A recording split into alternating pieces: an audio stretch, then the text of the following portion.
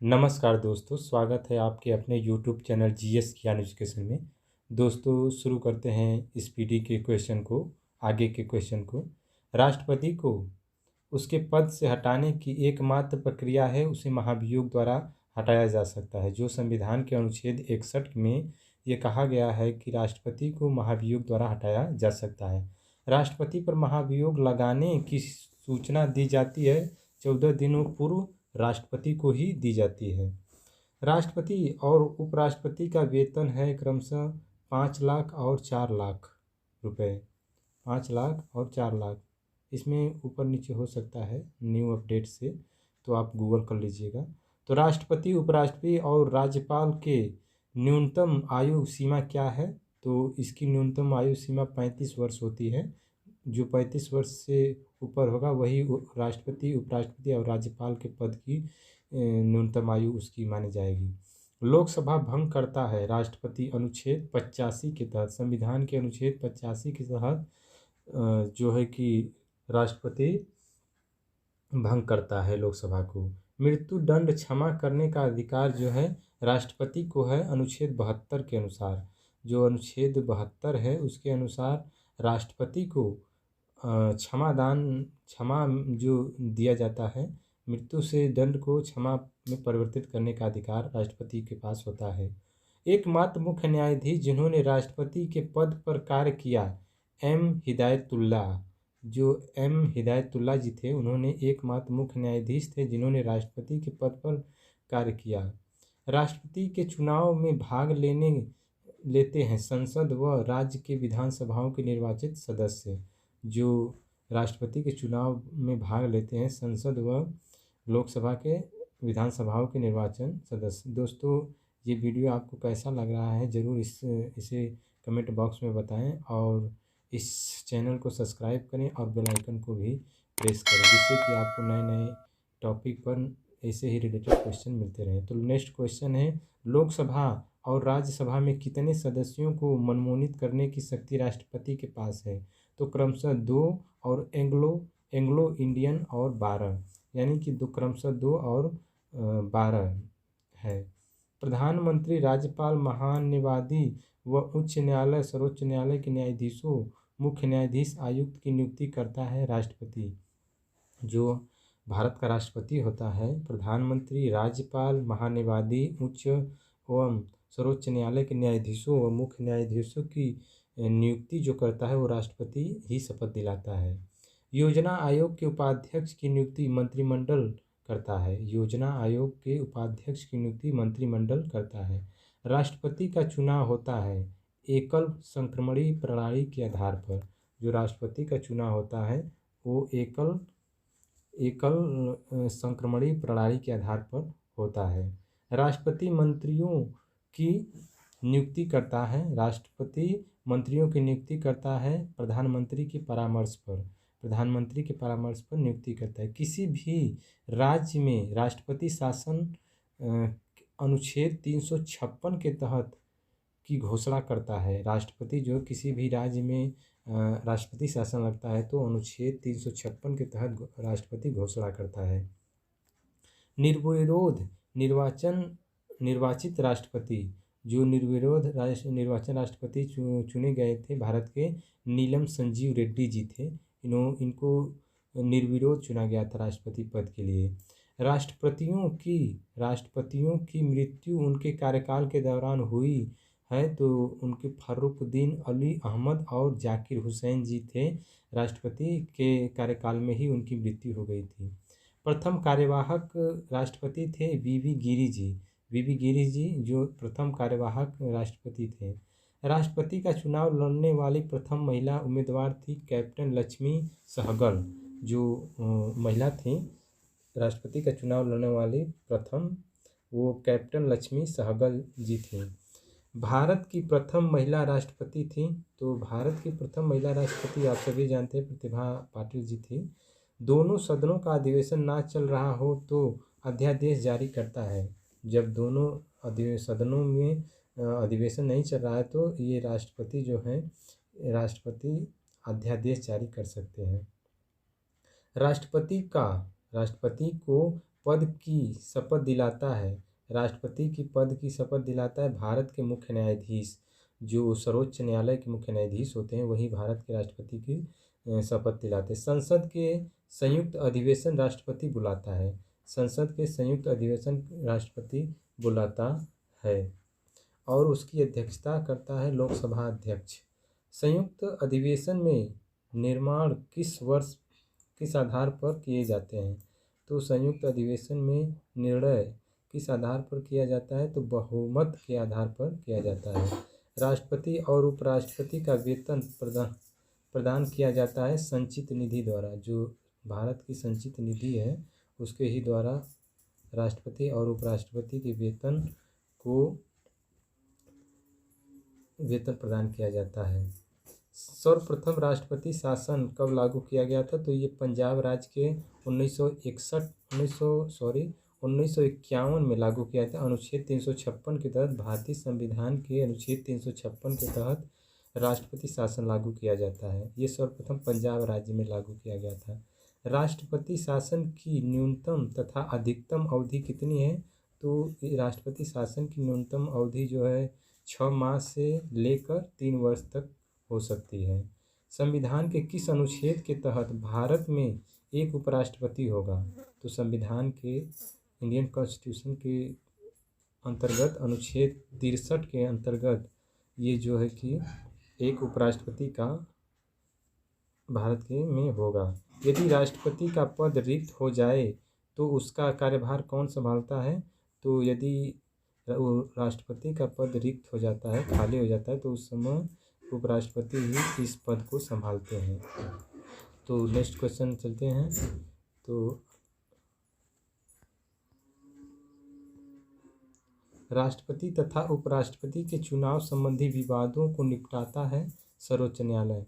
भारत का जो सर्वोच्च न्यायालय होता है वो राष्ट्रपति तथा उपराष्ट्रपति के चुनावी संबंधी विवादों को निपटारा करता है। प्रथम उपराष्ट्रपति थे डॉक्टर एस राधाकृष्णन जी। जो भारत के प्रथम उपराष्ट्रपति थे वो डॉक्टर एस राधाकृष्णन जी थे। यदि राष्ट्रपति और उपराष्ट्रपति दोनों अनुकूल परिस्थिति हो तो राष्ट्रपति का कार्यभार कौन संभालता है? तो यदि राष्ट्रपति और उपराष्ट्रपति दोनों की अनुपस्थिति हो तो राष्ट्रपति पद का कार्यभार सर्वोच्च न्यायालय का मुख्य न्यायाधीश संभालता है। जो सर्वोच्च न्यायालय का मुख्य न्यायाधीश होता है वही राष्ट्रपति और उपराष्ट्रपति का पदभार संभाल सकता है। राज्यसभा का अध्यक्ष होता है उपराष्ट्रपति। जो राज्यसभा का अध्यक्ष होता है उसे उपराष्ट्रपति अध्यक्ष माना जाता है। उपराष्ट्रपति के चुनाव में भाग लेते हैं संसद के दोनों सदनों के सभी सदस्य। जो पार्लियामेंट है भारत की उसमें के दोनों सदस्य जो लोकसभा और राज्यसभा के सदस्य होते हैं वो भाग लेते हैं। संविधान के किस अनुच्छेद में प्रधानमंत्री पद की व्यवस्था की गई है? तो भारतीय संविधान के अनुच्छेद 74 के तहत एक प्रधानमंत्री की पद की व्यवस्था की गई है। प्रथम प्रधानमंत्री थे पंडित जवाहरलाल नेहरू जी। जो भारत के प्रथम प्रधानमंत्री थे वो पंडित जवाहरलाल नेहरू जी थे। प्रथम उप प्रधानमंत्री थे वल्लभ भाई पटेल जी थे। सरदार वल्लभ भाई पटेल जी थे उप प्रधानमंत्री। मंत्रिमंडल और राष्ट्रपति के बीच की कड़ी का काम कौन करता है? जो मंत्रिमंडल और राष्ट्रपति के बीच कड़ी का काम कौन करता है? तो ये प्रधानमंत्री करता है। मंत्रिपरिषद का निर्माण और सहर्ता कौन होता है? तो प्रधानमंत्री ही होता है। अविश्वास प्रस्ताव द्वारा हटाए जाने वाले प्रथम प्रधानमंत्री कौन थे? जो अविश्वास प्रस्ताव पारित द्वारा हटाए जाने वाले प्रथम प्रधानमंत्री विश्वनाथ प्रताप सिंह जी थे। विश्वनाथ प्रताप सिंह जी को अविश्वास प्रस्ताव के द्वारा प्रधानमंत्री पद से हटाया गया था। प्रथम गैर कांग्रेसी प्रधानमंत्री थे मोरारजी देसाई। जो मोरारजी देसाई थे प्रथम गैर कांग्रेसी प्रधानमंत्री थे। प्रथम पूर्णतः गैर कांग्रेसी प्रधानमंत्री थे वाजपेयी जी। अटल बिहारी वाजपेयी जो प्रथम पूर्णतः गैर कांग्रेसी प्रधानमंत्री थे। यूएनओ में अटल बिहारी वाजपेयी ने पहली बार भाषण दिया था किस सन में? तो ये 1977 में 1977 में इन्होंने यूएनओ में अटल बिहारी वाजपेयी ने पहली बार भाषण दिया था। प्रधानमंत्री जो पद ग्रहण के समय किसी भी सदन का सदस्य नहीं थे, तो प्रधानमंत्री जो पद ग्रहण के समय किसी भी सदन का सदस्य नहीं थे, ये थे प्रधानमंत्री बने थे पीवी नरसिम्हा राव। ये पीवी नरसिम्हा राव जी थे जो प्रधानमंत्री पद ग्रहण किया था। उस समय वो किसी भी सदन का सदस्य नहीं थे। पद से त्याग पत्र देने वाले प्रथम राष्ट्रपति थे वीवी गिरी जी थे। एक भी दिन सदस्य का सामना नहीं करने वाले प्रधानमंत्री थे ये चौधरी चरणजीत सिंह जी थे। ये एक दिन भी संसद में नहीं गए थे। ये प्रधानमंत्री बने थे चौधरी चरण सिंह जी। राज्यसभा का गठन हुआ था, जो हमारा राज्यसभा है ये 3 अप्रैल 1952 को इसका स्थापना हुआ। लोकसभा का गठन 6 मई 1952 को हुआ है। लोकसभा का गठन 6 मई 1952 को हुआ है। संघ सरकार का विधानमंडल है लोकसभा। संसद का निम्न सदन है लोकसभा। संघ सरकार का विधानमंडल है लोकसभा। संसद का निम्न सदन है लोकसभा। लोकसभा का अध्यक्ष अपना पद त्याग पत्र जो है लोकसभा अध्यक्ष जो होता है अपना त्याग पत्र देता है, तो लोकसभा उपाध्यक्ष को देता है। संसद का अस्थायी व उच्च सदन है राज्यसभा।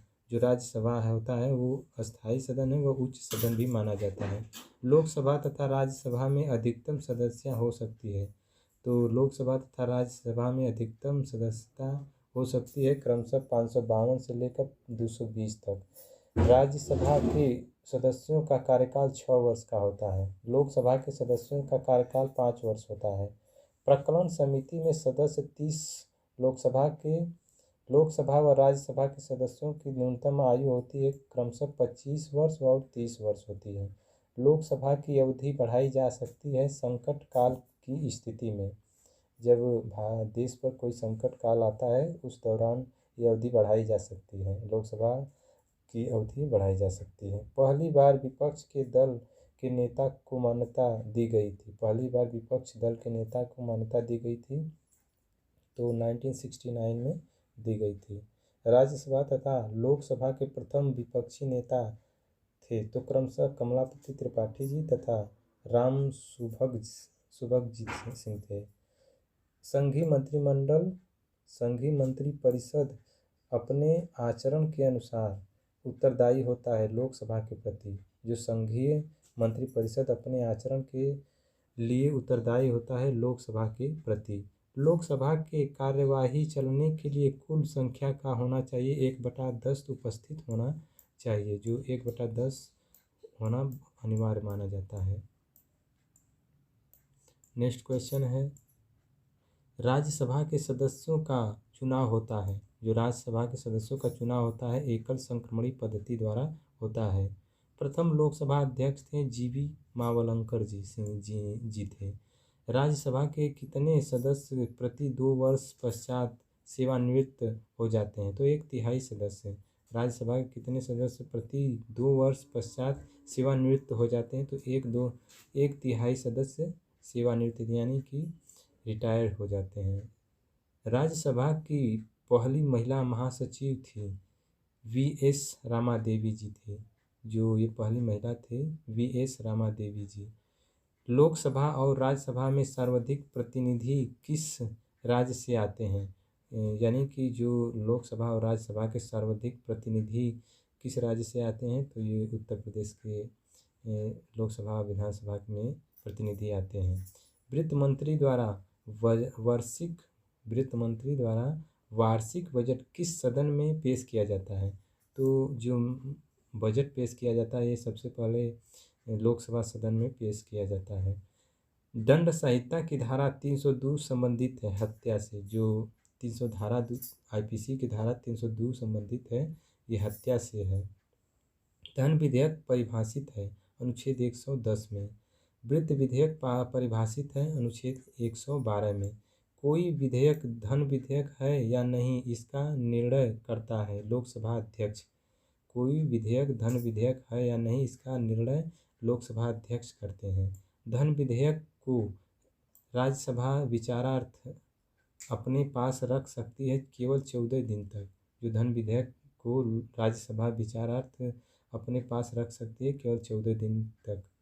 धन विधेयक लोकसभा में प्रस्तुत करने की पूर्व अनुमति लेना आवश्यक है, तो राष्ट्रपति की अनुमति लेना आवश्यक है। अनुच्छेद 360 के तहत वित्तीय आपातकाल की घोषणा की जा सकती है राष्ट्रपति द्वारा। वित्तीय आपातकाल की घोषणा की जा सकती है, ये राष्ट्रपति द्वारा घोषणा की जा सकती है। धन विधेयक प्रस्तुत किया जाता है लोकसभा में। एक व्यक्ति को 2 या अधिक राज्यों का राज्यपाल नियुक्त हो सकता है। तो ये अनुच्छेद 153 द्वारा कहा जाता है कि एक व्यक्ति को 2 या 2 से अधिक राज्यों का राज्यपाल नियुक्त किया जा सकता है। राज्यपाल की कार्यवाही की वैधता को चुनौती देने का अधिकार किसके पास है? तो विधानसभा के पास है। विधानसभा के राज्य की शक्ति निहित होती है राज्यपाल में। राज्य की जो शक्ति होती है वो राज्यपाल में यानी गवर्नर में निहित होती है। राज्य कार्यपालिका का प्रधान होता है राज्यपाल। राज्य कार्यपालिका का प्रधान भी राज्यपाल ही को माना जाता है। राज्य विधानमंडल का निम्न सदन है विधानसभा।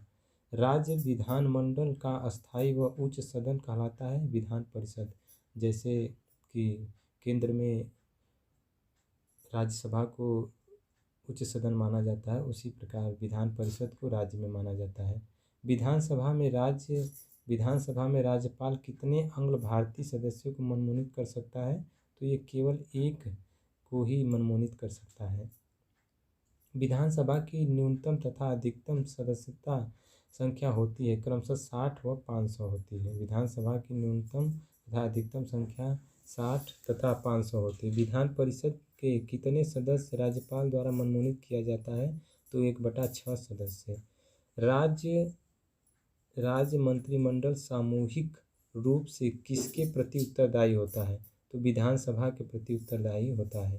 विधान परिषद तथा विधानसभा पद के लिए न्यूनतम आयु सीमा 30 तथा 25 वर्ष हो सकती है। गवर्नर द्वारा जारी किया गया अध्यादेश मंजूर किया जाता है विधानमंडल द्वारा। विधानसभा के 2 सत्रों के बीच का अंतराल होता है 6 माह। प्रत्येक राज्य के लिए एक विधानमंडल की व्यवस्था की गई है अनुच्छेद 170 के अंतर्गत। राज्य मंत्रिपरिषद का प्रधान होता है मुख्यमंत्री। मुख्यमंत्री जो है राज्य मंत्रिपरिषद का प्रधान होता है। ये सीएम होते हैं जो मुख्यमंत्री होते हैं हर राज्य के। लघु संविधान मिनी कॉन्स्टिट्यूशन कहा जाता है 42वां संविधान संशोधन 1976 को, यानी 42 अमेंडमेंट एक्ट जो 1976 को हुआ था उसको जो है मिनी कॉन्स्टिट्यूशन माना जाता है, लघु संविधान कहा जाता है। संसद का सदस्य नहीं होने पर कोई मंत्री अपने पद पर बना रहता है, 6 माह तक केवल बना रह सकता है। तो दोस्तों आज के लिए बस इतना ही। इस चैनल को सब्सक्राइब करें और बेल आइकन को दबाएं जिससे कि आगे आपको ऐसे ही निरंतर टॉपिक पर नए नए वीडियो मिलते रहें। जय हिंद, जय भारत।